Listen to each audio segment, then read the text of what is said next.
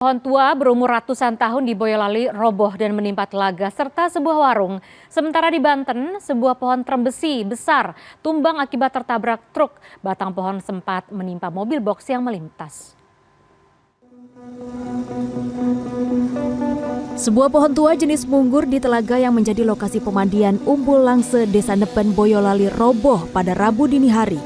Pohon berusia lebih dari 100 tahun ini roboh ke area kolam pemandian. Ranting pohon juga menimpa sebuah warung makan yang berada di pinggir kolam hingga membuat atap warung rusak. Menurut warga setempat, sebelum pohon setinggi sekitar 20 meter ini roboh, terdengar suara retakan dan disusul suara gemuruh. Tidak ada korban jiwa dalam kejadian ini. Hingga Rabu siang, sejumlah relawan masih berupaya untuk memotong dan memindahkan pohon yang roboh dari dalam kolam pemandian. Ukuran pohon yang besar serta lokasinya yang berada di dalam air menyulitkan untuk proses pemotongan.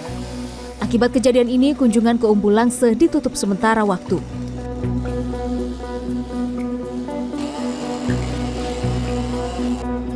Sebuah pohon trembesi berukuran besar yang berada di sisi jalan raya Rangkas Bitung, Pandeglang, Banten, tumbang pada Selasa malam. Batang pohon sempat mengenai bagian belakang mobil box yang melintas. Batang pohon besar yang tumbang menutup ruas jalan. Akibatnya terjadi kemacetan sepanjang 2 km selama berjam-jam. Warga di lokasi menyebut pohon tertabrak truk sebelum tumbang. Kondisi pohon juga diketahui sudah lapuk. Tidak ada korban akibat peristiwa ini.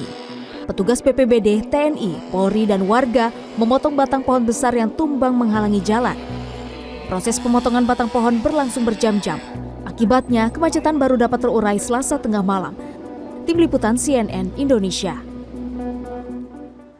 Gara-gara seorang anak bermain korek api, 6 rumah di pemukiman padat di Cisarua, Kabupaten Bogor terbakar.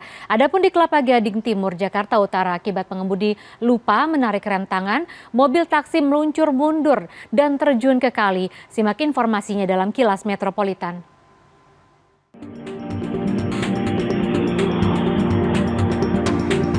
Gara-gara pengemudi lupa menarik rem tangan, taksi yang diparkir di depan sebuah warung makan di Jalan Gading Putih Raya, Kelapa Gading Timur, Jakarta Utara meluncur mundur dan tercebur ke kali di pinggir jalan pada Sabtu sore 29 April.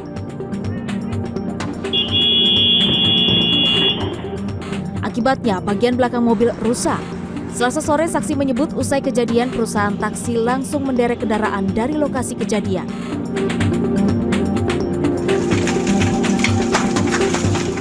Selasa sore, kebakaran melanda permukiman padat di Kampung Cilember Puncak, Kecamatan Cisarua, Kabupaten Bogor. Kobaran api membakar 6 rumah. Warga sempat memadamkan api dengan alat seadanya sebelum 3 mobil damkar tiba di lokasi. Menurut sejumlah warga, api muncul dari salah satu rumah. Sementara dari pemeriksaan polisi, pemicu kebakaran diduga akibat seorang anak bermain korek.